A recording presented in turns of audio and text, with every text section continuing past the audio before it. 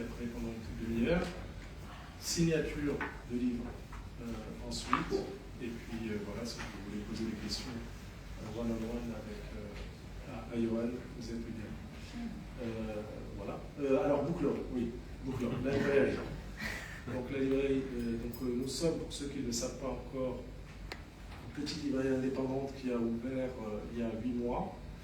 Nous avons des thèmes forts qui nous sont chers, la cuisine, les livres d'écologie sur l'écologie, les livres sur l'art, et évidemment, nous essayons d'avoir un regard objectif sur l'histoire.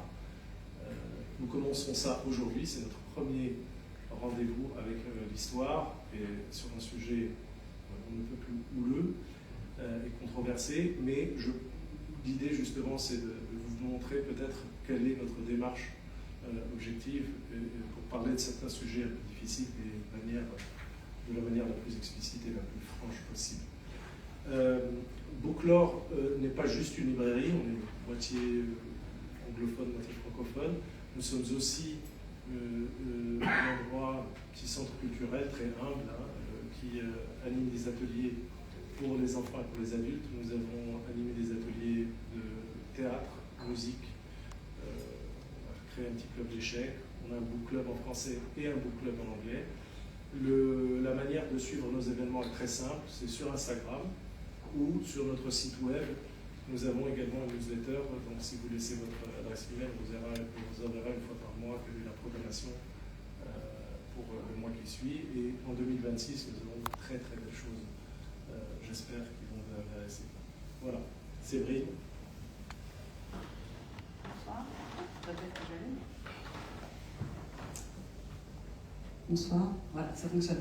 Merci d'être avec nous ici pour accueillir un invité dont le travail éclaire depuis des années notre compréhension du pouvoir, de l'histoire et des usages du discours politique. Johan Chapoutot, historien, professeur à la Sorbonne, est l'un des penseurs les plus incisifs de notre époque.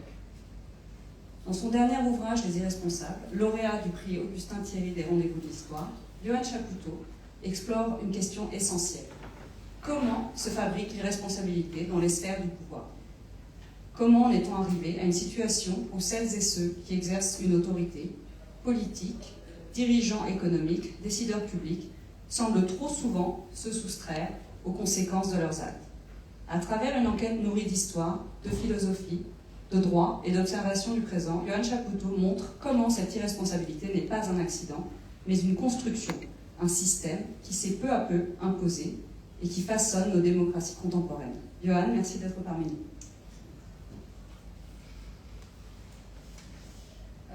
Alors, avant d'entrer dans les questions, en fait, j'aimerais m'arrêter sur ce que ton livre déconstruit d'emblée, puisque c'est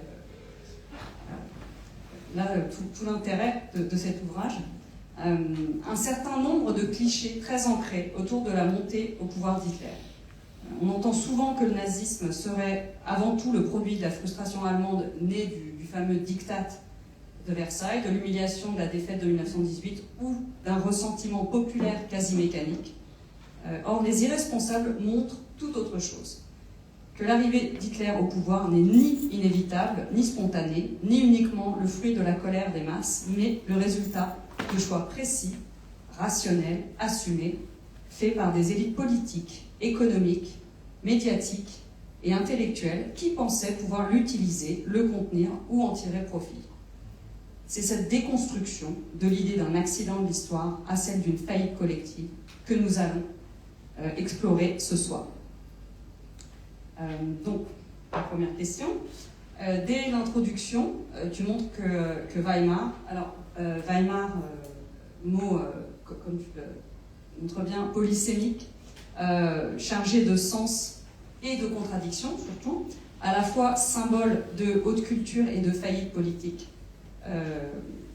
Donc tu montres que Weimar est un mot donc piégé. Peut-on dire que la crise de la démocratie commence déjà dans le langage, bien avant les événements? Merci beaucoup Séverine, merci beaucoup Aziz pour cette invitation, et merci à toutes et tous pour votre présence ce soir.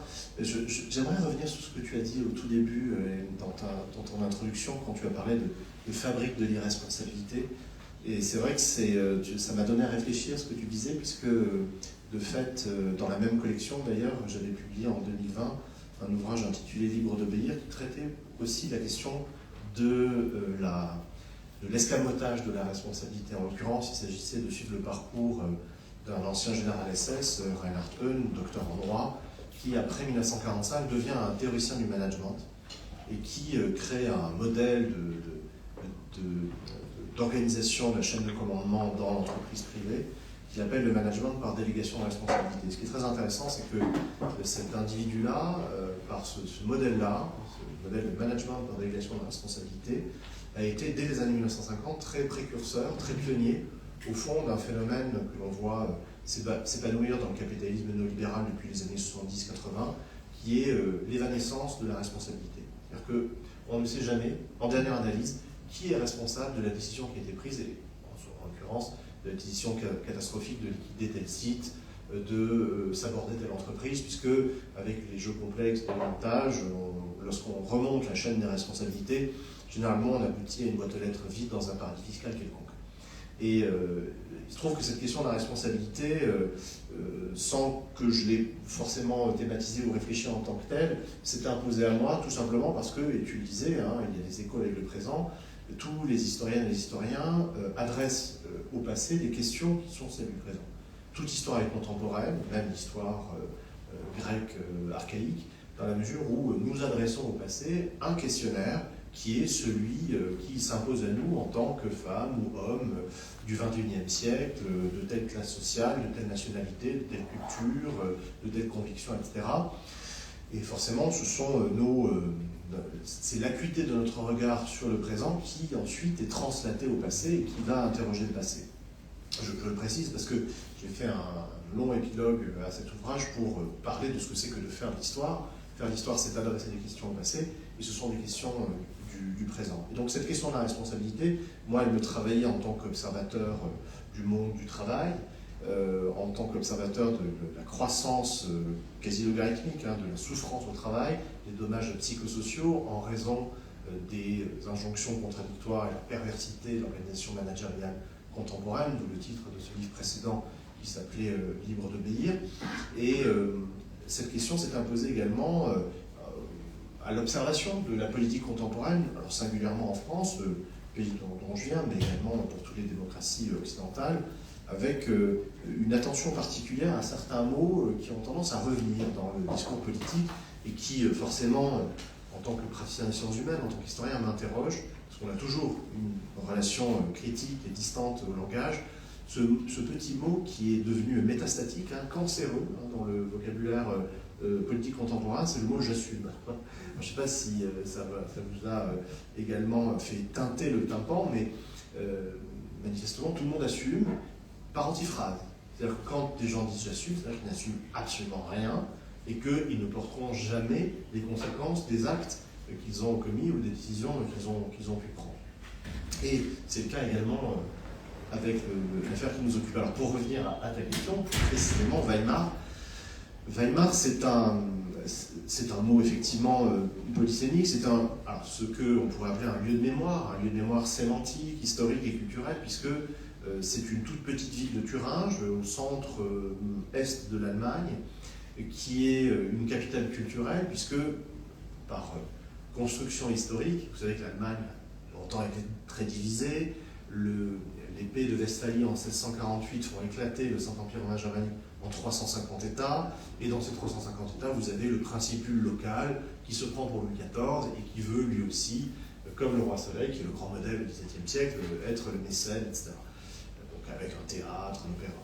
Et Weimar a été un des lieux les plus prestigieux de cet évergétisme princier allemand, de ce mécénat princier, et les ducs de Weimar, de Thuringe et Eisenach, ont financé, ont stipendié des écrivains, des artistes, des philosophes, ce qui a fait de Weimar une capitale mondiale de la littérature dès le XIXe siècle, de ce que les Allemands appellent la Weltliteratur, la littérature mondiale. Et c'est précisément ce lieu-là qui a été choisi par les sociodémocrates, par les socialistes au pouvoir depuis novembre 1918. C'est cette ville-là qui a été choisie pour accueillir l'Assemblée constituante de ce qui devait être un nouveau régime. Alors, selon leur vœu, une nouvelle république, après la défaite, après la Révolution allemande, après la fin non seulement de l'Empire au niveau fédéral, hein, l'Allemagne a toujours été un État fédéral, donc l'Empire au niveau central, mais également la fuite des 18 ou 15 familles régnantes qui, le duché de Weimar par exemple, ou le royaume de Bavière, toutes ces dynasties régnantes sont parties à l'automne 1918. Donc il a fallu recréer un régime, et ce régime a été forgé pendant 6 mois par cette assemblée constituante à Weimar. L'Assemblée se réunit le 6 février 1919, après les élections législatives, et elle est adoptée par vote, de manière assez rapide, en 6 mois, le 31 juillet 1919, et ensuite elle est ratifiée le 11 août 1919. Et c'est une constitution qui est libérale, au sens politique, c'est-à-dire qu'elle donne des libertés, des droits et libertés fondamentaux, avec une déclaration des droits qui est substantielle, conséquente, riche, et qui signe le caractère éminemment libéral au sens noble du terme de cette constitution. Elle est démocratique et elle est parlementaire. C'est un régime parlementaire où le Reichstag gouverne le Reichstag, c'est-à-dire le Parlement, de la même manière qu'aujourd'hui, depuis 1949 puis 1990, c'est le Bundestag en Allemagne qui gouverne. Qui peut paraître un peu curieux d'un point de vue et marocain et français, mais c'est une assemblée élue qui gouverne, le gouvernement n'étant que l'émanation de la majorité du Parlement, et ça se traduit aujourd'hui par le fait que, par exemple, les pouvoirs exceptionnels, s'il y a des déclenchements du pouvoir d'exception, c'est le Bundestag qui les exerce, de la même manière que c'est l'Assemblée, c'est le Bundestag qui commande aux armées en Allemagne. Bien, la matrice de tout ça, c'est cette constitution de Weimar qui, encore une fois, le lieu avait été choisi à la fin de la Première Guerre mondiale pour rompre avec l'idée qu'avaient les Alliés de l'Allemagne. Les Alliés voyaient, alors il y a quelques arguments pour voir l'Allemagne ainsi, mais ils voyaient dans l'Allemagne un pays caporaliste, militariste, industrialiste, avec une forte prégnance de l'Ancien Régime, de l'industrie du canon, de la culture militaire. Et ça, c'était vraiment Berlin, ville industrielle, et Potsdam, ville militaire, capitale militaire de l'Allemagne. Eh bien, au lieu de se réunir à Berlin ou à Potsdam, ce qui aurait été un choix tout à fait évident pour une assemblée constituante, on se réunit à Weimar pour une raison d'affichage international, pour dire nous ne sommes pas ce que vous croyez, nous sommes le pays de Goethe, de Schiller, nous sommes le pays de Franz Liszt, nous sommes le pays de la Weltliteratur et pas du tout le pays des casques à pointe. Merci. Alors justement, pour rester sur cette thématique, cette idée de glissement linguistique, on passe de la langue aux faits tangibles, je voudrais continuer sur la contamination, notamment du langage et des esprits. Donc tu montres que le nazisme ne s'impose pas seulement par la contrainte, c'est ça qui est intéressant, contrairement aux idées reçues, mais par une contamination progressive des esprits, où la violence et l'irrationnel deviennent peu à peu normales. À la page 94 notamment, tu parles de nazifier l'espace public, alors c'est quand même un terme qui est très fort. Tu analyses aussi le rôle de ce que tu appelles l'extrême centre, là aussi on est dans le paradoxe, cette capacité à rationaliser le pire au nom de l'ordre, de la stabilité ou du moindre mal. En quoi cette normalisation, à la fois discursive, juridique et morale, transforme-t-elle une société entière jusqu'à faire basculer le quotidien dans une forme de folie collective, presque théâtrale? Alors, ce qui est intéressant, c'est qu'il n'y a pas eu de basculement de la société. Ça, c'est quelque chose que je vais un petit peu plus expliquer dans la suite des irresponsables que je suis en train de rédiger en ce moment, sur les 6 premiers mois de 1933. En réalité, tous les indicateurs quantitatifs qu'on a pour les mois de janvier 1933, à partir du moment où Hitler est nommé chancelier, jusqu'à juillet 1933, montrent que les Allemands étaient très réticents, voire plus, à l'égard du pouvoir nazi. Lorsqu'on remonte à Weimar, donc, on est parti de ce point de départ qui est une constitution libérale, parlementaire et démocratique, en 1919, et 14 ans plus tard, un basculement dans quelque chose qui est de l'ordre de la fascisation d'un pays. Et la question, c'est de se demander pourquoi on est passé de l'un à l'autre. Alors, effectivement, tu le disais dans ton introduction, les registres étiologiques que l'on convoque d'habitude, c'est-à-dire les registres de causalité que l'on convoque, sont très globalisants, très pauschal, comme on dirait en allemand. On parle du ressentiment de Versailles. Les Allemands ont été très vexés par le traité de Versailles, vous avez raison de l'être là aussi, et dès lors consumés par le ressentiment et abîmés dans l'aigreur des relations internationales, ils se seraient jetés dans les bras de l'extrême droite. Il y a une autre explication globalisante qui est très mécanique, très déterministe, qui est l'explication par la crise économique. Alors, effectivement, la crise économique a été à partir de 1929 très violente en Allemagne. Elle a tout simplement parce que l'Allemagne était sous perfusion de capitaux étrangers et notamment de capitaux américains, et dès lors qu'il y a une crise financière aux États-Unis, les capitaux américains se retirent et plongent l'Allemagne dans de très graves difficultés, d'ailleurs aggravées encore par la politique de déflation, c'est-à-dire la politique d'austérité du chancelier Brüning de 1930 à 1932. Tout cela est vrai, mais ce n'est pas suffisant pour expliquer l'arrivée des nazis au pouvoir que l'on nous présente d'habitude, à peu près tout uniment sur les plateaux de télévision encore aujourd'hui, comme étant le résultat d'un choix démocratique, d'un choix de masse, et d'un choix volontaire de la part des Allemands. Or, les nazis n'ont jamais gagné une élection au niveau national. Au niveau local, ils ont gagné des élections, mais jamais au niveau national. Donc tout ce que l'on entend sur le fait que Hitler a été élu, Hitler n'a jamais été élu à aucun mandat de toute sa carrière, jamais. Ni conseiller cantonal, ni conseiller municipal, encore moins chancelier, puisqu'on n'est pas élu chancelier, on est nommé. Il a été nommé par le président du Reich. Donc Hitler n'a jamais été élu, les nazis n'ont jamais gagné l'élection nationale. Le maximum électoral auquel ils sont arrivés, c'est le 31 juillet 1932, 37,3% des voix, ce qui est absolument gigantesque, mais qui a été perçu par les nazis eux-mêmes comme étant un échec. Parce qu'on lit le journal de Joseph Goebbels, qui était un petit peu au cœur de la machine nazie, bien informé. Goebbels, évidemment, dans tous ses journaux, va claironner une victoire historique le lendemain, mais dans son journal, le soir même, il note « c'est à gerber », je cite. C'est à gerber. Eine Wahlschlappe, dit-il. C'est une gifle électorale. Ils pensaient arriver à beaucoup plus, 45-50%, ils n'ont fait que 37%, et ils n'iront jamais au-delà. D'ailleurs, dans les dernières élections démocratiques nationales qui se déroulent en Allemagne, le 6 novembre 1932, après une dissolution, les nazis perdent 2 millions de voix, 4 points et 60 députés. Ils passent de 37 à 33% des voix. Alors ça reste considérable, mais la dynamique de progression géométrique qui était la leur depuis 1928 est cassée, et désormais ils sont sur la pente descendante et ils le savent. À telle enseigne que, fin 1932, Hitler parle de se suicider, ce qui n'est pas généralement le signe d'une exaltation euphorique. Et Goebbels également dit que l'année 1932 a été une catastrophe, une série de catastrophes.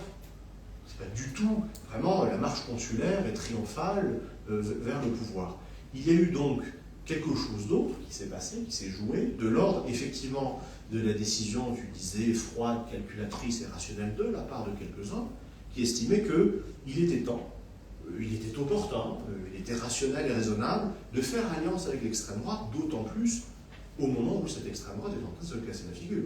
Puisque c'est un raisonnement de spéculation politique élémentaire que d'acheter à la baisse des gens qui avaient des prétentions à rentrer au gouvernement en force et en masse à l'été 32, au moment de leur pic, quand ils sont à 37%, et quand ils sont en dégringolade, évidemment, ont des revendications un petit peu plus modérées. C'est ce qui va se passer en janvier 1933. Et dans l'ensemble de ce contexte-là, il y a ce que tu soulèves, qui est effectivement cette nazification de l'espace public, qui n'a pas été le fait que des nazis eux-mêmes. Et c'est aussi un phénomène que l'on peut observer en France, aux États-Unis, en Allemagne, en Grande-Bretagne, dans toutes les grandes démocraties occidentales, qui est que des empires médiatiques se constituent à la main d'intérêts très puissants, lesquels intérêts considèrent que pour préserver leur niveau de vie, leur taux de profit, pour préserver les clauses contractuelles qui assurent leur bien-être social et fiscal, il faut s'allier avec l'extrême droite. C'est le meilleur allié possible face à une gauche qui reste menaçante, parce que je vous parlais des élections du 6 novembre 1932, lorsqu'on regarde froidement les résultats, le premier bloc en tête, c'est le bloc marxiste. Si vous ajoutez les sociodémocrates 20% et les communistes 17%, vous arrivez à 37%. Ils sont majoritaires. Par bonheur pour la droite, ils sont en dissension assez structurelle, malgré les offres communistes d'alliance. Mais évidemment, pour reprendre Bernanos, c'est vraiment la grande peur des possédants. On a peur que la situation économique et sociale en Allemagne n'aboutisse à une croissance mécanique, à une incrémentale d'une gauche qui va finir par arriver à la majorité. Et c'est pour éviter cela, et pour obvier à ce scénario-là, que l'on s'allie avec l'extrême droite. Et donc dans la configuration, cette configuration-là, un homme auquel je consacre un chapitre a joué un rôle absolument essentiel, il est en photographie derrière, à tes bons soins, Sabrine, à ceux de la librairie, c'est Alfred Hugenberg. Alors c'est le petit monsieur avec des lunettes et une coiffure en brosse. Alors il paye pas de mine comme ça. André François Poncet, ambassadeur de France à Berlin, dit il ressemble à un médecin de campagne, ou un petit notaire de province, mais c'est quelqu'un de très intéressant, puisqu'il est à la fois très engagé en politique, c'est le chef du DNVP, le Parti national populaire allemand, qui est l'autre parti d'extrême droite en Allemagne à cette époque, dont l'électorat joue un jeu de vase communicant avec le NSDAP, avec le parti nazi, et par ailleurs, c'est quelqu'un de très bien formé, il a une thèse de doctorat sur la colonisation intérieure en Allemagne, il a été haut fonctionnaire de la colonisation intérieure, il a été banquier, et ensuite il a été membre du conseil d'administration de Krupp, et puis peu à peu il a investi dans les médias. Pendant la Première Guerre mondiale, il s'est rendu compte que les canons c'est super pour gagner une guerre, mais il y a encore mieux, c'est les médias. Et donc il a bâti un empire médiatique absolument considérable, toute ressemblance, etc. Hein. Mais voilà un milliardaire qui se croit investi d'une mission de régénération nationale qui est ouvertement d'extrême droite. Parce que quand on regarde le message du DNVP, il est absolument indiscernable du message du parti nazi. Et cet homme-là investit dans les médias, crée un empire médiatique considérable, alors en possession propre, une trentaine de titres, ce qui est déjà beaucoup, 2 compagnies de cinéma, dont l'UFA, pour celles et ceux qui connaissent le cinéma allemand, c'est la plus grande entreprise de cinéma allemand avec des studios de Babelsberg, hein, c'est le Hollywood allemand, ça c'était Hugenberg, et vous imaginez les possibilités de propagande que cela offre, et il a également acheté la compagnie Doherty, qui est moins connue mais qui est très importante, puisque c'est elle qui fait l'essentiel des actualités cinématographiques qui sont diffusées en première partie de séance dans les cinémas. C'est l'équivalent du journal télévisé de l'époque. Et mieux que cela, il a créé, parce que c'est un homme qui veut gagner de l'argent, il a créé un système très malin d'abonnement qui permet à des titres de la presse quotidienne régionale d'acheter des éditos, des titres, des rubriques pré-rédigées, toutes prêtes, sur abonnement. Ça lui fait gagner de l'argent et ça lui permet évidemment de diffuser la bonne parole de l'extrême droite. Et sont abonnés à ce système-là 1600 journaux. 1600 journaux. Alors, l'Allemagne est un pays qui est dévoreur de journaux, très alphabétisé, vous avez à peu près 4500 titres.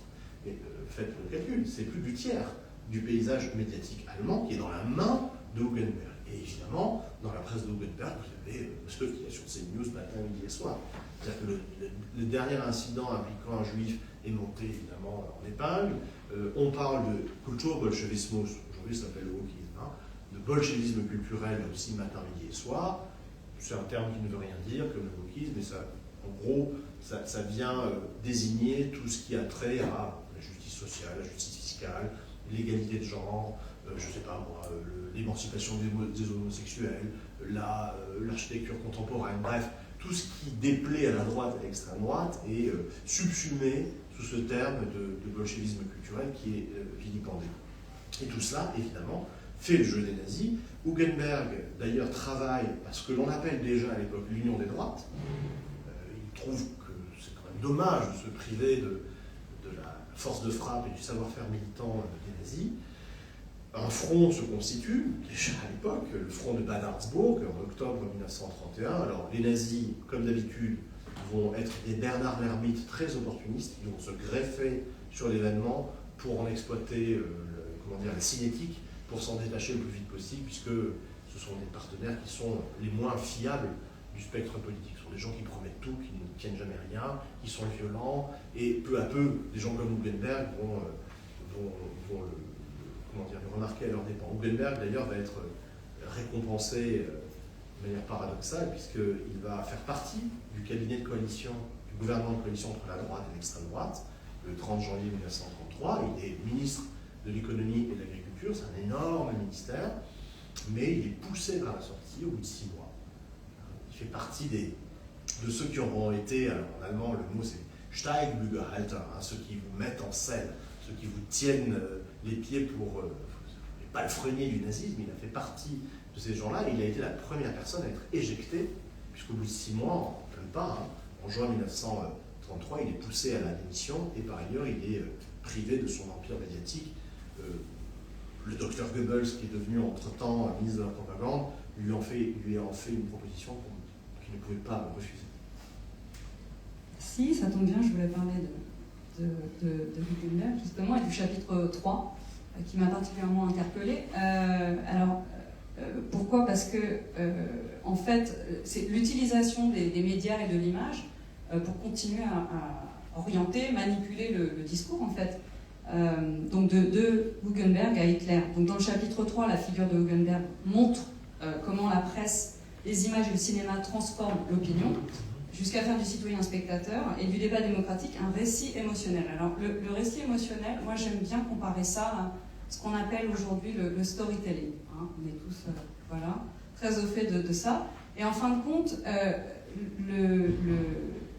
on se rend compte que l'émotion, le storytelling, la manière dont on raconte une histoire prend le dessus par rapport aux faits. C'est exactement ce qui se passe avec la manipulation des médias, ça c'est quand même très intéressant. Mais tu montres aussi que les discours qui marquent le plus les participants, en fin de compte, ce ne sont pas les discours des élites, des intellectuels, mais ceux d'Hitler, qui surclassent en inspiration oratoire et en charisme politique des figures comme Hugenberg ou Schlacht. Donc comment s'articule selon toi cette fabrique médiatique de l'émotion et la puissance du discours hitlérien dans la diffusion de la violence et l'adhésion collective? Alors ce qui est intéressant, c'est que l'art oratoire d'Hitler, il n'est connu que par des partisans, des curieux ou des sympathisants, puisque les Allemands ne vont découvrir en réalité cet art oratoire qui est réel. Hein. Si on reprend toutes les catégories de Cartésien dans l'institution oratoire, effectivement, le bonhomme maîtrise l'actio, il maîtrise la dispositio, il maîtrise vraiment les fondamentaux de la rhétorique classique de manière à la fois un peu instinctive et puis avec de manière autodidacte. Mais en réalité, le peuple allemand, dans sa grande masse, n'a découvert, même entendu la voix de cet individu pour la première fois que le 1er février 1933, c'est-à-dire au moment où il est nommé chancelier et où il fait une allocution à la radio pour présenter les discours de politique générale du nouveau gouvernement. Auparavant, c'était quelque chose qui était limité à une ère de diffusion nazie, soit militante, soit sympathisante. Mais ce qui est intéressant dans tout cela, c'est que on a souvent comparé de manière un petit peu simple et mythologique Hitler au joueur de flûte d'Hamelin, des contes des frères Grimm, avec cette histoire d'un joueur de flûte qu'une cité engage pour la débarrasser de ses rats contre rémunération. Donc il joue de la flûte, tous les rats s'en vont, suivent le joueur de flûte, et la cité décide de ne pas le payer, donc il revient pour jouer de la flûte et enlever tous les enfants de la cité. Voilà. On a comparé Hitler à ça, mais il ne va pouvoir donner la pleine mesure de son art oratoire, une forme de charisme. Hein. Il ne sait rien faire à part parler, hein, mais il le fait bien, qu'à partir du moment où, comme le dit Goebbels, nous disposons désormais, en février-mars 1933, des moyens de l'État. Auparavant, c'était limité, encore une fois, au cercle militant et sympathisant. Par contre, c'est toute cette auréole ou ce halo d'extrême droitisation grâce à la presse Hugenberg qui a permis non pas la bascule du peuple allemand, parce qu'il n'y en a jamais eu en réalité, mais la diffusion des thèmes, des termes, des problématiques, des obsessions, des haines, des angoisses de l'extrême droite. Typiquement la xénophobie, bien sûr, l'antisémitisme, l'ultranationalisme, la haine des traités internationaux et de l'ordre juridique international. Tout ça a été diffusé par cette presse-là, mais on aurait tort de considérer qu'il y a eu, c'est comme pour cette explication déterministe par la crise économique, il y a crise économique, donc il y a crise sociale, donc ensuite il y a crise politique, et donc il y a l'extrême droite. Ça, c'est un modèle qui est souvent avancé, mais qui est faux. Il a simplement pour fonction sociale et politique de dire que le suffrage universel, la démocratie, c'est dangereux. puisque ça peut amener à l'extrême droite. C'est pour ça qu'on bassine avec le fait que Hitler aurait été élu, en tout cas, que les nazis auraient gagné, ce qui n'a jamais été le cas. Bien, même chose pour la propagande. Les nazis, les Allemands, était un peuple tout aussi traumatisé par la Grande Guerre que les Français, ou les Britanniques, les Belges ou les Hollandais. Personne ne voulait de dictature autoritaire, encore moins paramilitaire et encore moins de marche à la guerre. Il n'y a jamais eu de majorité pour ça en Allemagne.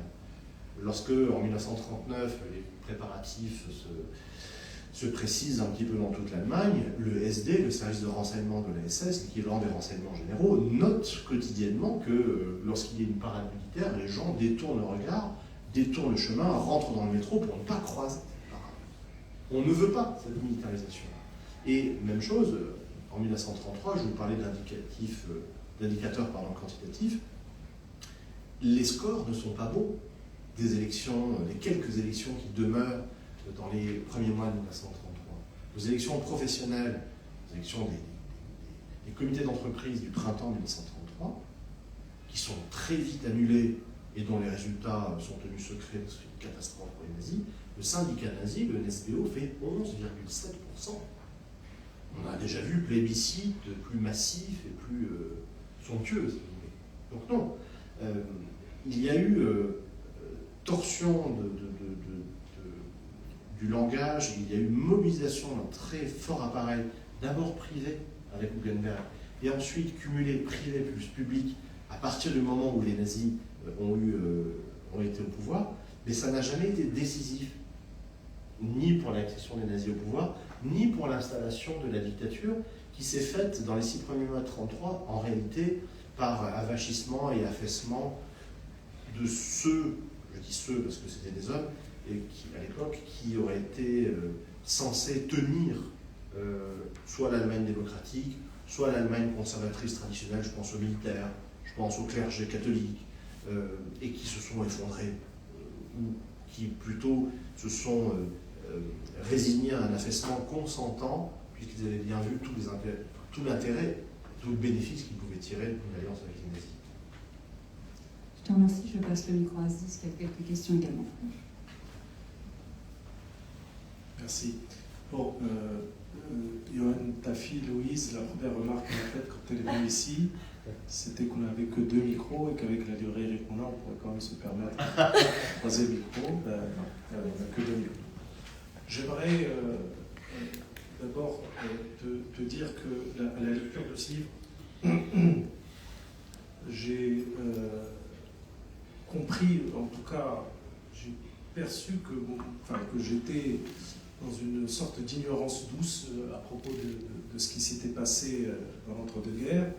J'avais également, moi, fait des raccourcis et pensé que Versailles, plus la crise, avait créé ce monstre.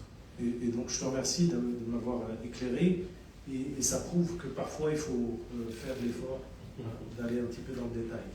J'aimerais lire un passage, page 196, qui a trait justement à une autre idée reçue que j'avais. Alors, tu cites, hein, le bolchevisme athée veut nous priver de religion, de famille et des droits de la personne pour nous imposer le carcan des méthodes collectivistes et ainsi signer la mort d'une culture millénaire. Aucun moyen ne peut être assez violent pour faire disparaître du sol allemand la doctrine de ces faux prophètes. Et en fait, cette idée reçue que j'avais était que le parti nazi, très tôt, avait des vues très antisémites. Or, j'ai appris dans ton livre que le premier camp de concentration, en faisant un peu de travail de recherche, le premier camp de concentration créé par Hitler en 1933 était dédié aux communistes, aux socialistes, aux syndicalistes, essentiellement, et que la rhétorique profondément antisémite, assumée, explicite, n'est venue que bien plus tard. Est-ce que tu pourrais nous expliquer comment cette bascule a eu lieu? C'est-à-dire comment est-ce que cette haine du marxisme, sur laquelle a été fondée toute la doctrine nazie dans la période de 29, 30, 31, est devenu plus tard profondément antisémite. Alors, ça rejoint les questions que posait Séverine sur les voies et moyens de la nazification de l'espace public et sur les moyens techniques, sur ce qui est mis en jeu pour promouvoir les idées nazies. En réalité, les nazis sont très modernes dans leur manière d'utiliser la technique du tract, de l'affiche, du cinéma, de la radio, de l'avion. Quelqu'un qui se déplace en avion et qui arrive, grâce à l'avion, à faire, dans les périodes de campagne électorale, jusqu'à 2 ou 3 meetings par jour, ce qui fascine évidemment les contemporains. Et ils sont très modernes aussi dans la manière de concevoir le jeu politique. Et ils le conçoivent en marketeur. Pour eux, il s'agit d'un marketing politique.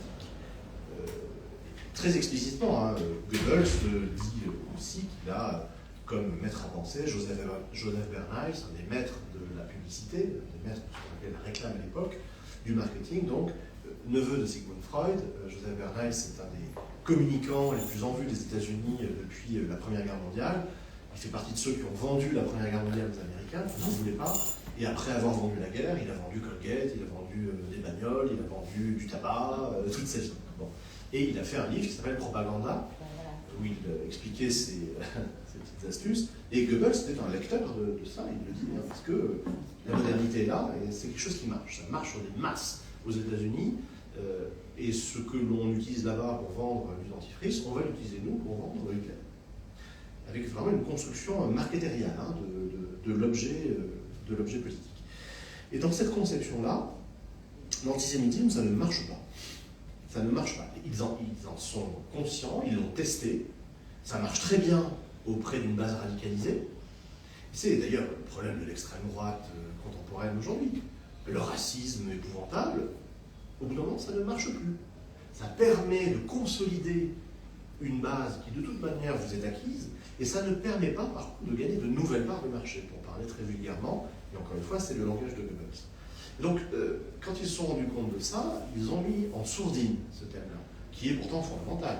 Parce que le nazisme, c'est une vision complotiste de l'histoire. Il y a un gigantesque complot plurimillénaire à l'échelle du monde, et ce complot est évidemment mené par qui vous savez, ça va de soi. Mais ça, c'est quelque chose qu'ils vont mettre en sourdine à partir de 29-30. C'est-à-dire, le grand cycle électoral en Allemagne commence à ce moment-là. Et pour gagner de la part de marché, ils ne vont pas insister là-dessus. Ils vont insister sur 2 choses, 3, on va dire. Un aspect positif qui est Arbeit und Brot, hein, leur slogan c'est ça, du pain et du travail. Deuxième thème, Freiheit, la liberté de l'Allemagne contre le traité de Versailles, la Société des Nations et l'ordre international qui a été créé à la fin de la Première Guerre mondiale. Donc, on va détruire le traité de la banlieue parisienne et l'ordre international issu de la Grande Guerre. Et troisième thème, qui est en réalité le premier, puisqu'il est partout, c'est la lutte contre le marxisme. Alors, marxisme, bolchevisme, communisme, les termes varient, mais le terme de marxisme a l'avantage d'être un peu attrape-tout, parce que ça permet de subsumer sous un même terme le communisme, bien sûr, c'est l'horreur absolue pour toutes les élites patrimoniales d'Occident depuis la révolution de 1917, peut-être même depuis la Commune de Paris de 1871, qui avait épouvanté les Prussiens, puisque les Prussiens avaient vu la Commune de Paris. C'est pour ça que Bismarck a violemment combattu la social-démocratie. Donc le communisme, bien sûr, la social-démocratie, qui en termes de marxisme est quand même très émoussé, hein, notamment en Allemagne après 1919, et le syndicalisme, quel qu'il soit syndicalisme révolutionnaire, syndicalisme modéré social-démocrate, voire syndicalisme chrétien, qui lui aussi est taxé de marxisme aux grandes dames des syndicalistes chrétiens d'ailleurs. Et ça, c'est l'axe principal à la fois de la rhétorique, de l'imagerie, mais aussi de l'action nazie. Parce qu'il n'y a pas que des discours en tribune, il y a aussi des SA dans la rue qui frappent et qui tuent. La campagne électorale de l'été 1932, après que Von Papen a eu l'excellente idée de réautoriser les SA et les SS, c'est-à-dire les milices paramilitaires nazies qui avaient été interdites par Bröning quelques semaines auparavant, la campagne électorale de juillet 1932, c'est 100 morts. Et 2 tiers sont des victimes des SA et des SS. C'est-à-dire que dès une horde brune croise quelque chose qui ressemble à un social-démocrate, un syndicaliste ou un communiste dans la rue, ça se passe très mal pour lui. Et cette obsession, évidemment, contre le marxisme, elle est très pratique parce qu'elle permet de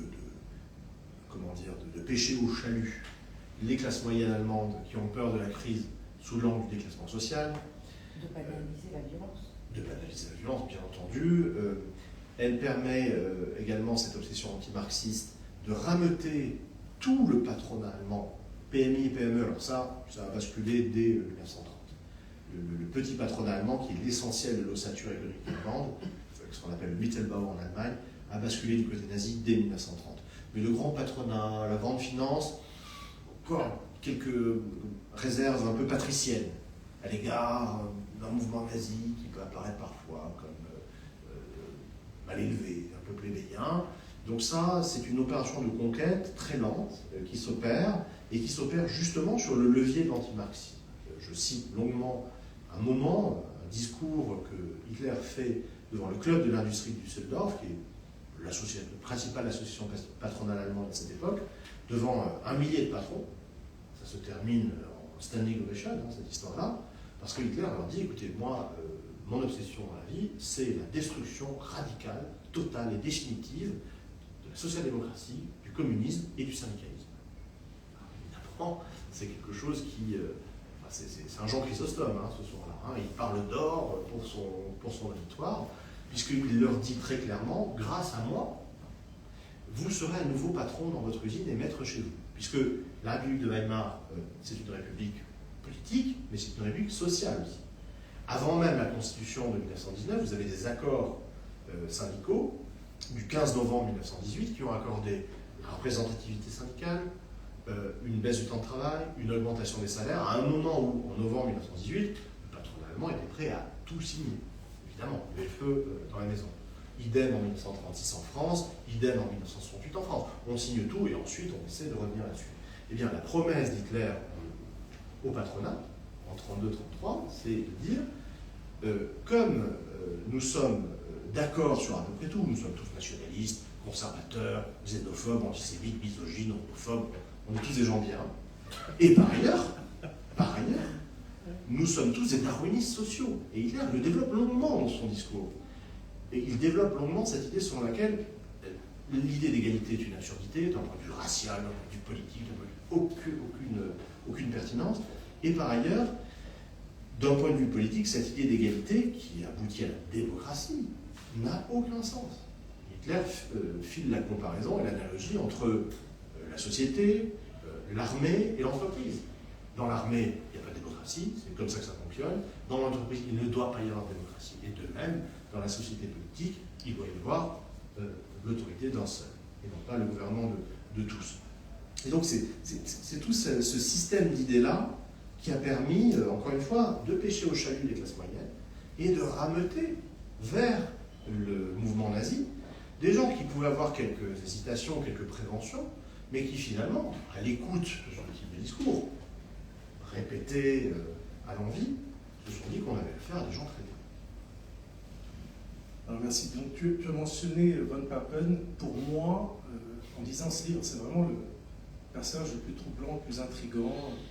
Je ne sais, on peine à le qualifier. Est-ce que c'est un cynique, un manipulateur, un opportuniste, l'irresponsable en chef? C'est difficile, en fait, ton titre est pénible, parce que ce sont des irresponsables très responsables, d'une certaine manière. Tu joues sur ça, mais von Papen, peux-tu nous éclairer un peu sur son parcours, ses ambitions politiques, sa relation avec Hindenburg? Alors, von Papen, c'est le deuxième, pour ceux qui sont tout au fond, vous n'allez pas voir, mais on a Hindenburg, le président, et puis à côté de lui, von Papen, qui a joué un rôle absolument très important. Mais à quel point était-il important? Peux-tu nous en parler? Pour comprendre le rôle de ce personnage qui a été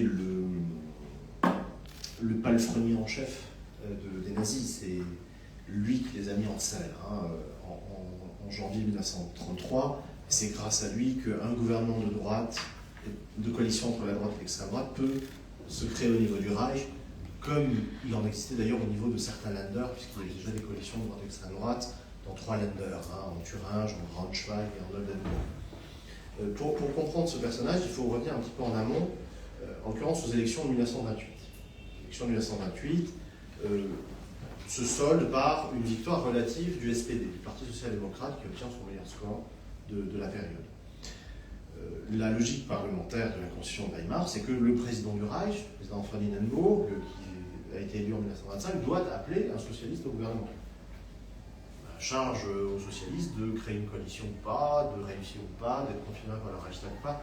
C'est, comme vous le savez, la logique de toute démocratie parlementaire, et c'est précisément ce que l'on a oublié en France en juin 2024 et depuis lors.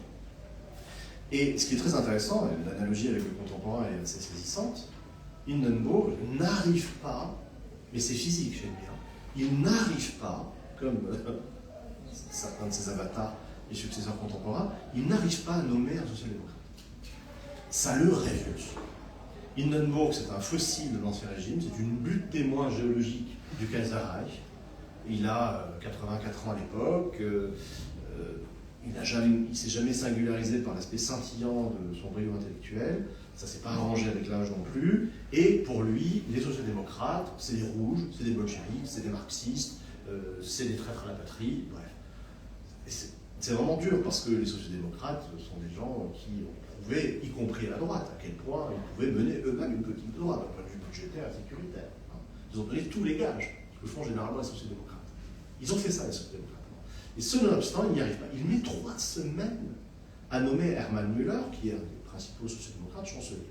Alors que, normalement, ça se fait dans la journée. Donc c'est des procrastinations qui, là encore, ont eu de l'avenir, comme vous le savez.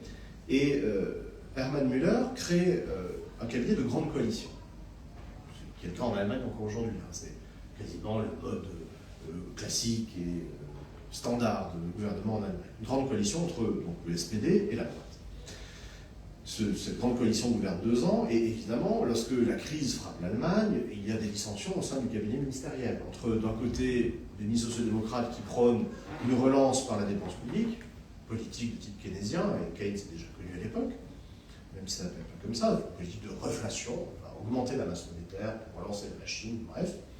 Et les ministres de droite qui font une politique de droite, c'est-à-dire qu'il faut faire une politique de déflation, d'austérité, il faut couper les dépenses publiques, il faut, etc., etc. Et évidemment, ça tangue au niveau du cabinet. L'entourage du président Hindenburg, qui n'a toujours pas digéré le fait d'avoir un social-démocrate à la chancellerie, trouve là l'occasion de faire exploser le gouvernement et de remplacer le gouvernement par un cabinet de droite qui n'aura pas de majorité au Reichstag, mais qui va gouverner sur le fondement d'un petit article assez chafouin de la Constitution de 1919, qui est l'article 48 alinéa 2, qui donne, en cas de circonstances exceptionnelles, des pouvoirs tout aussi exceptionnels au président du Reich. Alors, c'est assez classique dans les démocraties contemporaines que de prévoir au sein même de la Constitution l'exception à la Constitution, c'est-à-dire le moment où la Constitution est suspendue. Ça a été le cas en 1919, et évidemment, le législateur, enfin le constituant, en 1919, a eu comme idée de cas de déclenchement de cet article 48.2, ce que nous imaginons tous, et ce qui est confirmé d'ailleurs par les débats constitutionnels à Weimar. C'est comme ça d'ailleurs qu'on essaie de voir quel est le sens d'une disposition constitutionnelle ou législative. On va voir le procès-verbal des commissions parlementaires, voir quelle a été l'idée du constituant, quelle a été l'idée du législateur. Et bien en 19, l'idée c'était évidemment de faire face à une pandémie, une invasion du territoire, une catastrophe naturelle, à un cas de force majeure. Sauf que là, l'entourage du président décide d'activer ses pouvoirs exceptionnels, non pas pour faire face à l'extraordinaire, un barrage qui vient de crever quelque part, mais pour faire face à l'ordinaire du gouvernement. C'est-à-dire que le nouveau chancelier, qui s'appelle Heinrich Brüning, qui a un cabinet minoritaire, qui n'a pas de majorité au Reichstag, va imposer par l'article 48 alinéa 2, qui est vraiment la grosse Bertha législative, c'est l'énorme artillerie réglementaire. C'est quelque chose, encore une fois, qu'on déclenche quand il y a une révolution communiste ici ou une pandémie là. Et bien là, on va déclencher ça pour faire passer une taxe sur le tabac et sur la bière, en juillet 1930. Pour imposer l'ordinaire du budgétaire à un Reichstag qui n'en veut pas. Et c'est comme cela que l'on va gouverner l'Allemagne pendant 2 ans.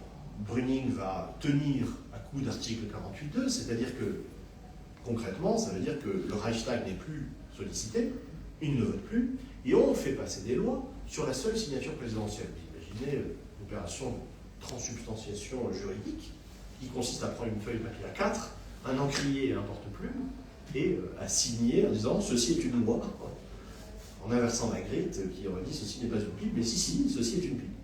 Article 48.2. Magie. Eh bien, c'est comme cela que l'Allemagne est gouvernée, sauf que Brüning échoue, la politique de déflation, pas besoin d'être en clair pour le comprendre, est une catastrophe, c'est une politique procyclique dans un cycle récessif, ça aboutit à une aggravation de la crise. Brüning est remercié pour plein d'autres raisons également, et là il est remplacé par quelqu'un de l'entourage du président, Franz von Papen. Alors, comment le qualifier? C'est un ancien militaire, qui n'a pas eu un énorme succès d'ailleurs dans l'armée, il était attaché militaire à Washington, chargé de mission d'espionnage, il s'est fait pincer par les Américains, expulsé des États-Unis pendant la guerre. C'est quelqu'un qui multiplie les gaffes et les catastrophes, mais qui s'en sort toujours parce que il est grand, il est beau, il a tous les codes culturels et sociaux, il est bien né, il monte très bien à cheval, il a toujours le costume le plus impeccablement taillé, il valse à merveille, et il est vraiment la coqueluche des salons. Mais c'est vraiment ça. C'est une sorte d'OSS 117 de l'époque, si vous voulez, qui, beau et traînant tous les cœurs après soi, pour citer Racine, parvient à s'imposer par une forme de grâce très westphalienne. Hein. C'est un Prussien de l'Ouest, c'est un catholique qui a cette forme de Anmut, comme on dit en allemand, de charme, très plaisant. C'est pas du tout le Prussien rigide des protestants. Et c'est ça aussi qui plaît à Hindenburg. Ça le réjouit, ça le délasse. Et ce qui est très intéressant, c'est que la nomination de von Papen se fait sur 2 prémices, qui est Papen est un abruti, et celui qui choisit Papen comme chancelier n'est pas Hindenburg, c'est le général von Schleicher, qui est la véritable tête pensante, le véritable cerveau de la camarilla, de l'entourage d'Hindenburg, et qui a besoin d'un homme de paille, la chancellerie. Et d'ailleurs, il le dit à ses amis, Frenzchen, donc mon petit fanfan, comme il appelle Franz von Papen, mon petit fanfan n'est pas une tête, mais il a un beau chapeau. Et c'est de ça que j'ai besoin, pour l'image, pour la galerie. Donc, première prémisse, c'est un abruti. Et il n'a aucune volonté, aucune ambition, il sera un homme de paille, un rouage. Deuxième prémisse, le vieux président, qui est déjà à moitié gâteux, s'est pris d'une affection sénile et paternelle, un peu bavante, pour cet individu qu'il considère comme le fils qu'il aurait dû avoir. C'est vrai qu'en termes de fils, il n'est pas gâté, puisque son fils Oskar von Hindenburg, militaire raté, personnage épais et obtus, fait partie de ses conseillers. Franz von Papen, ce qui est très intéressant là aussi, c'est qu'il va déjouer certains pronostics, puisque Schleicher le voulait comme homme de paille.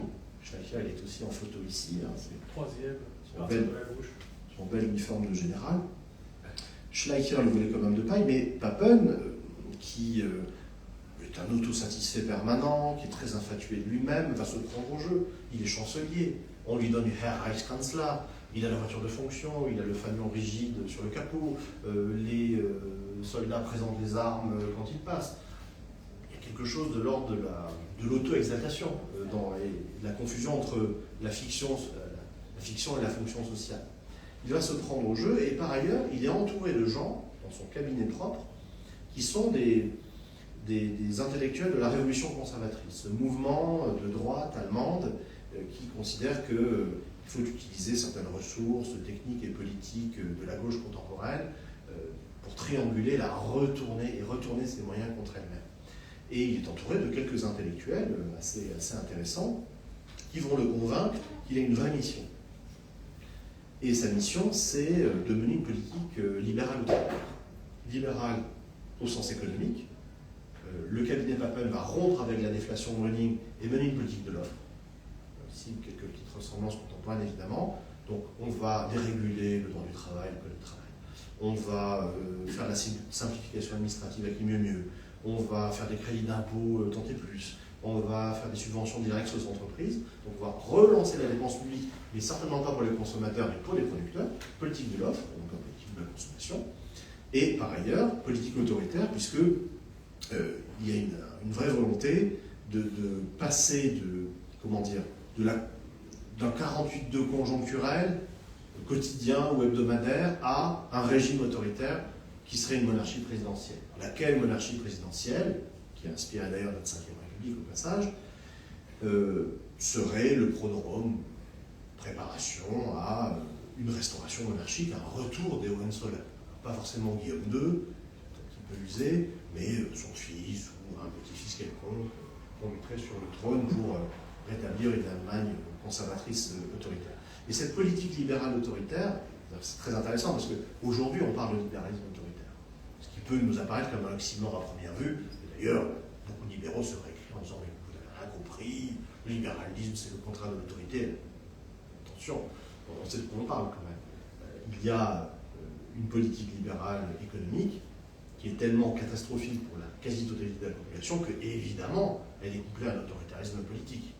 En gros, une politique de l'offre et de creusement des inégalités sociales, ça tient à coup de LBD. À l'époque, ça tenait à coup de Reichswehr et de police dans la rue. Ça n'a absolument pas changé. Et le syntagme de libéralisme autoritaire, qui peut paraître oxymorique à première vue, a été précisément forgé à l'époque, en octobre-novembre 1932, par un juriste qui s'appelait Hermann Heller, qui était professeur à l'Université de Francfort, qui, voyant la politique de von Papen et les projets de réforme de la Constitution de Weimar, c'était rude. Hein. Il s'agissait déjà de priver les femmes du droit de vote, tant qu'à faire, ça va mieux en 10 ans, d'attribuer un droit de vote aux pères de famille sur le fondement du nombre de ses enfants. Ce sont des projets des républicains aujourd'hui aux États-Unis, hein, ouvertement et publiquement. Jenny Vance, il ne faut pas le gratter longtemps avant qu'ils vous disent ça. Hein. Suppression du droit de vote des femmes, suppression du droit de vote des Noirs, coefficient aux pères de famille selon le nombre d'enfants et selon la qualité ou non d'anciens combattants, le nombre de médailles pendant la Grande Guerre, etc. Et renforcement monarchique du pouvoir présidentiel. Tout ça a été pensé en temps réel par quelqu'un qui est aussi sur le tableau, ici, qui est le professeur Carl Schmitt, juriste éminent, fasciné par le pouvoir exécutif.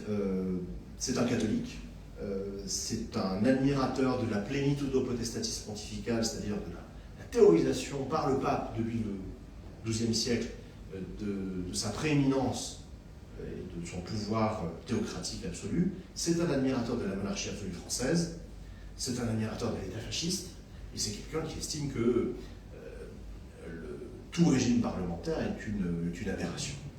Il faut mettre fin à cela pour armer une présidence forte. Encore une fois, c'est important pour nous dans la mesure où ce qui a été pensé à l'époque par Carl Schmitt et par l'entourage de von Papen, et par ailleurs ce qui a été mis en œuvre par Hindenburg dès 1930, cet état d'exception permanent, a été observé de très près par un jeune juriste, jeune agrégé de droit nommé à l'Université de Strasbourg, le professeur René Capitan, qui connaissait très bien Carl Schmitt, qui parlait très bien l'allemand, et qui a trouvé que la pratique du pouvoir par Hindenburg était tout à fait recommandable pour la France. Et il se trouve que ce René Capitan, qui écrit plusieurs articles en 1932 sur Hindenburg et sur la manière dont il exerce le pouvoir, va être le cerveau constitutionnel du général de Gaulle. Le discours de Bayeux, il y participe, et la Constitution de 1958, c'est du René Capitan, c'est-à-dire que vous avez une translation d'une Constitution de Weimar, non pas libérale et parlementaire, mais autoritaire présidentialiste, qui a été introduite en France en 1958. Et tout cela a été pensé aussi en temps réel par un collègue du professeur Capitan, qui était Carl Schmitt, dont je cite la théorie de la Constitution de 1928. Lorsque vous lisez les quelques pages de ce livre qui s'appelle Die Verfassungslehre, qui est traduit en français donc sous le titre La théorie de la Constitution, lorsque vous lisez les quelques pages qui sont consacrées au président du Reich, on a la vulgate gaulienne expressis verbis. Le régime parlementaire, c'est le régime des partis. L'expression est déjà là. Hein. Parteiregiment. Le régime des partis. Donc ça, c'est mal, parce que c'est le fractionnement, c'est l'impermanence, c'est la corruption, c'est l'incompétence, etc. par opposition à tout ça, le régime présidentiel, c'est la permanence, l'unité, la pérennité et la souveraineté du peuple allemand. C'est vraiment la Vulgate gaulienne. C'est assez fascinant, et c'est pour ça d'ailleurs que j'ai repris ce dossier-là, évidemment. Je reviens à ce que je disais tout à l'heure, toute l'histoire est contemporaine. Je suis un citoyen français contemporain, donc, jusqu'à nouvel an, et j'ai été un petit peu interloqué, je dois dire, par certains éléments politiques dans mon pays, dont j'ai essayé de penser, que j'ai essayé de réfléchir historiquement sur le mode de l'analogie, parce qu'on a les mêmes acteurs hein, et les mêmes logiques à l'œuvre, mais aussi sur le mode de la généalogie, parce que de fait, notre constitution vient là. Alors oui, on va passer aux résonances et aux correspondances un petit peu plus tard. Avant, j'aimerais juste insister sur 2 points que tu as mentionnés, pour les relier peut-être plus à ce qui s'est passé en janvier 1933 avec Hitler qui accède au pouvoir. Le premier, c'est, au-delà de l'article 48.2, comment est-ce que la Constitution a été instrumentalisée, tordue, pour permettre justement, par la suite, de créer un précédent, on va dire, pour que dans la doctrine nazie ou dans l'approche nazie de la gestion du pouvoir, on puisse dire, bon, ben, c'est pas nous qui avons commencé ça a commencé bien avant nous. Et la deuxième question est liée à ce que tu as appelé le darwinisme social, c'est-à-dire cette espèce de réalité biologique que Goebbels, évidemment, dit, ben voilà, les inégalités sont inhérentes pour nous, on n'a pas inventé. Hein. On lâche les gens dans la nature, il va y avoir le pauvre, il va y avoir le riche, il va y avoir l'intelligent, il va y avoir le bête. Et donc nous, on optimise. Donc nous, on veut que... Donc, maintenant, la question que j'ai pour toi, c'est qu'au-delà de ce speech de Hitler, qui était très opportuniste, hein, parce que c'était pragmatique, est-ce que dans la vision nazie, on parle là d'un arrière-plan, on va dire, idéologique, ou est-ce que c'est un pilier structurant de la pensée nazie? Oui. Brièvement sur ce premier point, parce que j'aimerais consacrer du temps à ce que tu disais en termes de précédent. Je disais que la vision nazie d'histoire, c'est un complotisme, mais c'est aussi du darwinisme social très classique. C'est-à-dire que lorsqu'on reprend les fondamentaux de l'idéologie nazie, ça je l'ai fait dans les ouvrages précédents, dans ma thèse, dans mon habilitation, on se rend compte que rien de ce qui constitue le nazisme, n'est d'invention nazie, ni d'invention allemande. La colonisation, le racisme, l'antisémitisme, l'eugénisme, le darwinisme social, ça fait partie du droit commun occidental. Et ça vient plutôt d'ailleurs des métropoles coloniales. Typiquement, les Allemands qui avaient peu de colonies, qui s'y intéressaient peu, n'avaient pas forcément besoin de développer une anthropologie raciale aussi subtile qu'à Sorbonne, au Muséum d'histoire naturelle, à Washington ou à Cambridge. Où là, on avait besoin d'une science qui soit la théorie d'une pratique. Alors, le racisme a été la théorie de la pratique coloniale, et le darwinisme social, qui aussi a fait florès à la même période, dans la seconde moitié du XIXe siècle, partout en Europe et en Occident, le darwinisme social a été la théorie de la pratique capitaliste. Parce que le darwinisme social permet de dire que toute velléité de réforme sociale, de justice sociale et fiscale est parfaitement illusoire et utopique, dans la mesure où ce n'est pas de l'ordre du règlement ou de la loi que cela se décide, les inégalités sont naturelles. Et les inégalités sociales ne sont qu'une transcription, une translittération dans l'ordre du social des inégalités naturelles. C'était la grande force des darwinistes sociaux que de naturaliser les inégalités et de dire mais il n'y a rien à faire contre ça. Si M. Arnaud et son admirable progéniture sont là où ils sont, c'est parce que, évidemment, ils sont les rois de la jungle. Bon, quand tu disais on lâche les gens en forêt, je lâcherai volontiers la progéniture Arnaud pour voir ce que ça peut. Vous verrez si les théories du darwinisme social sont applicables jusqu'au bout, j'en doute fortement. Bon. Mais disons que... Non mais, allons-y, hein. Faisons l'expérience, ça m'intéresserait beaucoup. Mais le darwinisme social a cette force-là, comme le racisme, de naturaliser les choses, et donc, en naturalisant, de nécessiter les rapports sociaux ou de nécessiter les réalités historiques. C'est-à-dire que On sort pour parler un petit peu en épistémologie, on sort, si vous voulez, du registre de l'obligation, de la liberté, qui est le droit commun des affaires humaines, la définition, la détermination, les choix, etc., pour passer dans l'ordre de la nécessité, qui est celui des sciences naturelles, des sciences de la matière, et qui, là, résonne en termes de loi et en termes de nécessité. On peut être opposé à titre personnel et philosophique à la loi de la gravitation, mais si on saute du balcon, on va quand même tomber. Voilà. Donc les darwinistes sociaux disent cela. Mais allez-y, soyez pacifistes. Mais vous pouvez aussi, tout aussi bien, vous suicider maintenant, parce que ça revient même. Donc vous avez cette espèce de raidissement, si vous voulez, d'une conception de la société, de la politique et de la géopolitique. Les nazis, d'ailleurs, étant, usant et abusant de ce registre-là, en disant, écoutez, nous, ce que nous disons, ce n'est pas de la politique. C'est de la science. C'est de la science. Alors quand vous dites ça, évidemment, vous fermez tout débat, toute hésitation et toute détermination, et vous conférez à vos propositions politiques le caractère de propositions apodictiques, nécessaires. Si A, alors B, et ça ne peut pas être autrement. Les nazis disent, c'est de la science, c'est de l'anthropologie raciale, c'est de la science de la race, nous ne faisons qu'appliquer les décrets de la nature. Donc dans ce registre-là, effectivement, il n'y a plus de débat, il n'y a plus d'hésitation, il n'y a plus, évidemment, de démocratie. Donc c'est vraiment structurant chez eux. Et j'insiste un petit peu là-dessus parce qu'aujourd'hui, c'est ce qui se passe.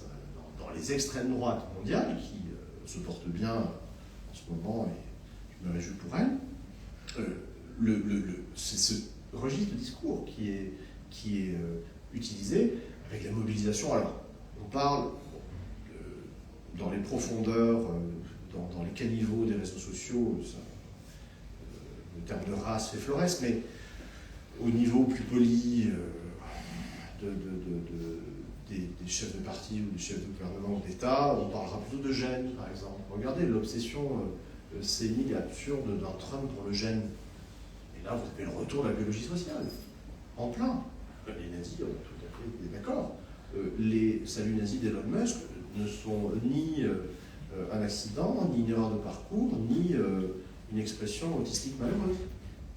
Donc c'est un discours politique, pleinement assumé. Enfin, celui qui est tenté s'en excuser. Alors la Constitution. Alors, sur la Constitution, le terme que tu as utilisé, le terme de précédent, est absolument fondamental, parce que lorsque les nazis vont arriver au pouvoir à partir du 30 janvier, ils auront beau jeu de dire que ce qu'ils mettent en œuvre, c'est-à-dire un état d'exception permanent, et le fait de ne plus respecter les résultats des élections ou de ne plus organiser d'élections, eh bien, c'est un état de fait qui existe déjà depuis 3 ans en Allemagne. C'est le cas depuis mars 1930. Le caractère très dangereux de cet usage de l'article 48.2 depuis mars 1930, c'est que ça a accoutumé les Allemands à 2 choses. 1, le droit commun recule face à l'état d'exception en permanence. Saisie de journaux, interdiction de meeting, arrestation arbitraire, etc. Tout cela se déroule déjà depuis 1930 contre les marxistes. Mais ensuite, ça va évidemment gagner à d'autres secteurs. Et par ailleurs, ça a accoutumé les Allemands au fait qu'on ne tient plus compte du résultat des élections. Ce qui est quand même plus commode pour gouverner pendant qu'on viendra. Voilà. Et donc, les précédents sont là. Et lorsque l'on voit les dispositions réglementaires des nazis, l'ordonnance du 4 février 1933, du 28 février 1933, la loi d'habilitation du 23 mars, lorsqu'on regarde avec un œil juridique un peu froid les dispositions techniques, mais aussi simplement la sémantique, le vocabulaire de ces textes-là, ce sont à la fois des dispositions et des mots qui ont déjà été employés depuis 1919, à cours redoublé depuis mars 1930, parce qu'il était commode pour le pouvoir exécutif de recourir à l'état d'exception. Et encore une fois, ça a préparé le terrain aux nazis, qui se sont douillettement coulés dans ce moule-là qui leur avait été préparé auparavant. Madame Massy, merci.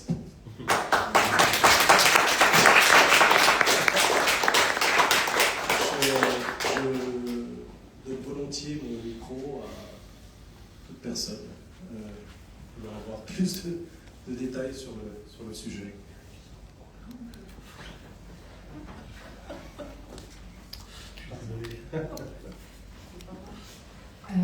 Alors, par rapport à toutes les choses dont vous avez parlé, et précisément à chaque fois les petits événements, comme par exemple les précédents sur la Constitution, etc., le fait de désigner un ennemi politique, machin. Quand on voit un petit peu la situation de la France aujourd'hui, c'est vrai qu'on retrouve énormément de parallèles par rapport à ce que vous dites. Et une question peut-être qu'on se pose, c'est vrai qu'à l'époque, il n'y a pas vraiment eu, j'imagine, de sursaut démocratique qui a essayé d'empêcher l'arrivée d'Hitler au pouvoir. Est-ce que c'était parce qu'on ne savait pas que ça allait se passer, alors qu'aujourd'hui, en gros, on arrive plus ou moins à déterminer ce qui se passe, ou est-ce que c'était, je pense, comme vous l'avez un petit peu dit, une question d'irresponsable, et dans ce cas-là, qui est la responsabilité finale de tout ça? Merci pour votre question. Il est important de voir que lorsque des élites patrimoniales, je n'aime pas le terme d'élite parce que j'associe le terme d'élite à quelque chose de l'ordre du travail, de l'excellence, voire de l'ascétisme, et j'ai des héritiers qui se sont donné la peine de naître, j'ai peine à le voir, comme chez Franz von Papen par exemple. Donc des élites patrimoniales, c'est-à-dire des gens qui ont des capitaux sociaux, culturels, etc., financiers. Le choix de l'extrême droite s'est opéré au plus tard, à l'automne 1932. Parce que face à ce qui était perçu comme un danger de gauche toujours présent, encore une fois avec un parti communiste qui ne cesse de monter, il était rationnel et raisonnable. Que ce que l'historien Pierre Cernat appelle l'extrême centre, c'est-à-dire des gens très polis, très modérés, très bien intégrés dans les meilleurs cercles, les meilleurs réseaux, des Franz von Papen, qui par ailleurs ne cesse de dire, il le disait déjà, nous sommes le camp de la raison, la modération, nous sommes contre les extrêmes. Franz von Papen fait un discours là-dessus quand même, le 20 juillet 1932, en disant voilà, il y a les extrêmes, en précisant quand même qu'il y en a quand même qui sont plus extrêmes que d'autres. Parce qu'il y a des extrêmes gentils, vous voyez, les ultranationalistes qui croient aux valeurs immarcessibles de la nation allemande comme la famille, la patrie, Dieu, etc. Avec ces gens-là, on peut s'entendre. Par contre, les communistes, ça c'est pas possible, on l'aura compris. Bien, ces gens-là, Pierre Cernat, qui a pensé la notion et le concept, les appelle l'extrême centre. Parce qu'ils se prétendent centristes, modérés, tempérés, raisonnables, alors que ce sont des extrémistes. C'est-à-dire que ce sont des gens qui, sous couvert de la meilleure éducation, n'hésiteront pas à vous faire tirer dessus, à balles réelles. C'est ce qui s'est passé en Allemagne, comme c'est ce qui se passe en France depuis 2017. Si vous menacez un certain ordre juridique, social et fiscal, on ne tolérera pas ça et vous en payerez le prix physique. Eh bien, cet extrême centre a trouvé tout à fait légitime de s'allier avec l'extrême droite parce que les ennemis étaient communs et par ailleurs, la vision du monde était commune. Le darwinisme social était tout à fait propre à l'extrême droite comme à l'extrême centre. Donc le choix a été fait sur ce fondement-là. Évidemment, le choix n'a pas été fait d'un génocide à l'échelle du continent européen. Il faut bien distinguer les temporalités. Ça, c'est quelque chose qu'avec d'autres, évidemment, d'autres collègues historiens, j'ai beaucoup travaillé. Quelque chose comme le génocide des Juifs d'Europe n'a pas été pensable, je dis bien, par la hiérarchie nazie avant l'été 1941. Se débarrasser des Juifs, oui, mais ça voulait dire s'en aille. Mais tuer, non. Ça, c'est quelque chose qu'il en meurt, oui, c'est très bien. Mais par contre, tuer en masse à ce point-là n'était pas pensable, ni même souhaitable, ne serait-ce que d'un point de vue logistique, technique, financier, humain, etc. Donc il faut bien distinguer les temporalités et voir que lorsque des élites patrimoniales comme von Papen et d'autres font le choix de l'extrême droite en 1933, ils ne font pas le choix d'un choix. Ils font le choix de l'extrême droite, ultra-nationaliste, ultra-conservatrice, voire réactionnaire. Et conserver des privilèges, j'imagine. Oui, et qui vont préserver, grâce à la force de frappe militante et paramilitaire de leur milice, un ordre social qui leur assure toutes les habilités d'existence. C'est ce qui s'est passé en Italie entre 19 et 22. Les libéraux au pouvoir, la marche sur Rome Rome, c'est une blague. Il n'y a jamais eu de marche sur Rome. Jamais eu, de la même manière qu'il n'y a jamais eu de prise de pouvoir par les nazis. Le pouvoir, on l'a donné aux fascistes en 1922, comme on l'a donné aux nazis en 1933, et à chaque fois, ce sont les mêmes. Les libéraux autoritaires en 1933, les libéraux en 1922, qui ont fait le calcul froid et rationnel de se dire que face au danger syndical, socialiste, communiste, dans ce qu'on appelait à l'époque le biennio rosso en Italie, hein, ces années de mouvements sociaux rouges, eh bien, dans ce contexte-là, les chemises noires, ce sont vos milices privées. Ce sont les chemises noires que vous appelez pour faire un lock-out dans une usine. Ce sont les chemises noires que vous appelez pour dégager ceux qui occupent votre terrain ou vos champs dans la vallée du Pô, etc., etc. La logique, c'est effectivement à la fois de pérenniser, de sceller l'alliance en mettant un fasciste au pouvoir, qui est Benito Mussolini. Merci. Autre question?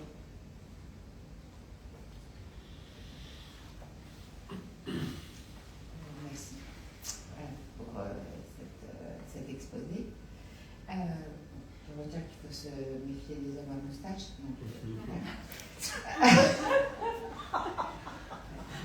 La question, celle du financement.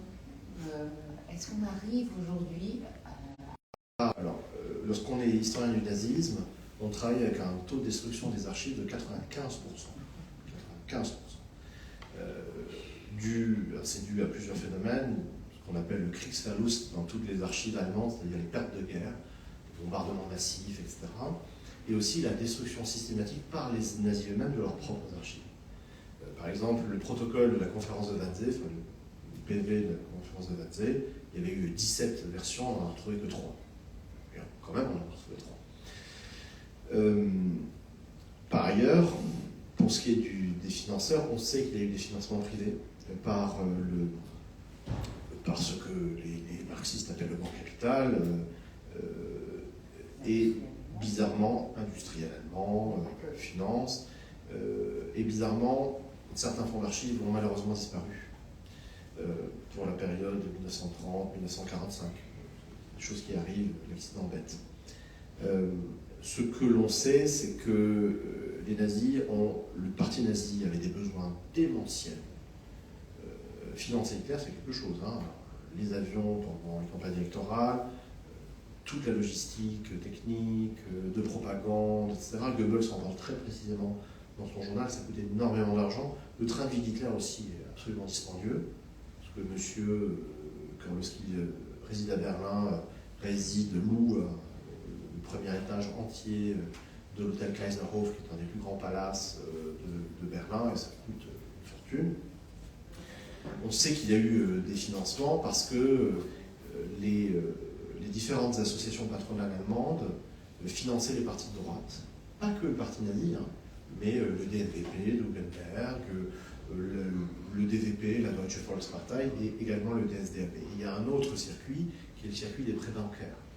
On sait tous que pour obtenir un prêt à la banque, il faut donner certains gages de crédibilité, il faut que la banque vous fasse confiance. Et de fait, les nazis n'ont jamais été en manque de prêts bancaires. Donc ça aussi, c'est un mode de financement qui montre l'approbation du capital vis-à-vis des nazis. Et enfin, il y a un dernier élément, qui est cette fameuse réunion, alors c'est après la nomination d'Hitler à la chancellerie, le 20 février 1933, Göring, qui est président du Reichstag, invite 27 représentants du capitalisme allemand à une réunion présidée par le docteur Schacht, qui fait partie de ces opérateurs de crédibilité du nazisme. Vous avez plusieurs personnes issues du monde économique, le docteur Schacht, génie financier et artisan de la création de la monnaie allemande en 23-24, en fait partie, il a pris fait des causes pour les nazis, il a mis à disposition des nazis son carnet d'adresse, son entre-gens, son expertise, de même que plusieurs journalistes de la presse économique allemande qui sont passés du côté nazi dès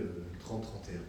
Bien Schacht et Göring invitent 27 plus hauts représentants du capitalisme allemand le 20 février 1933.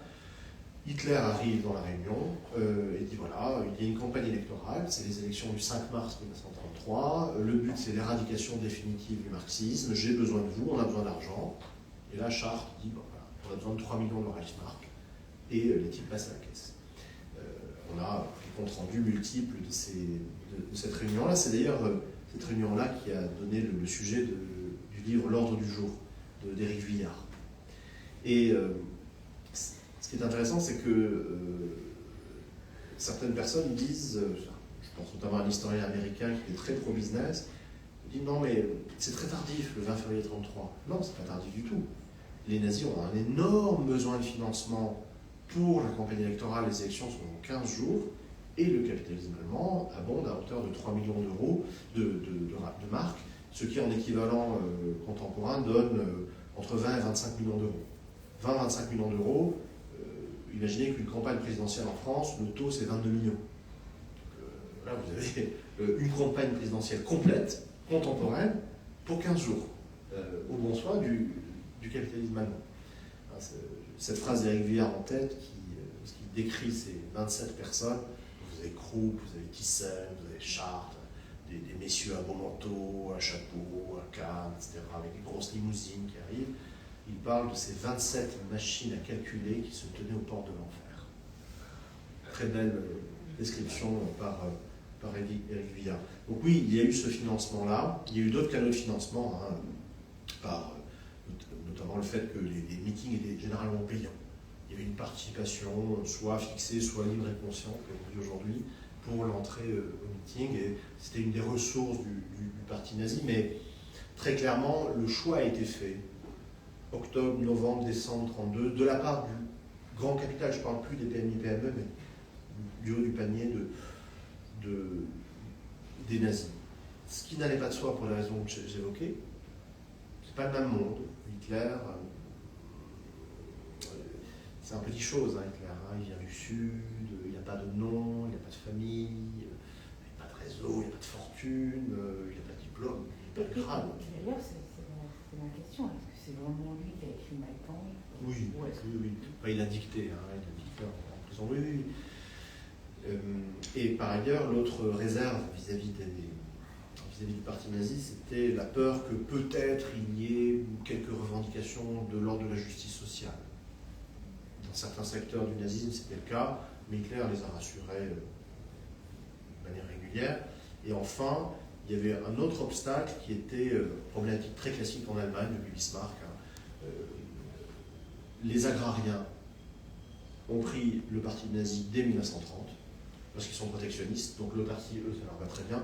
Par contre, l'industrie de la roue a quelques réserves vis-à-vis d'une politique de protectionnisme, voire d'autarcie, parce que l'économie allemande, encore aujourd'hui, et c'était le cas à l'époque, était extravertie. Elle était tournée vers l'exportation. Donc les projets nazis d'incarcération de l'économie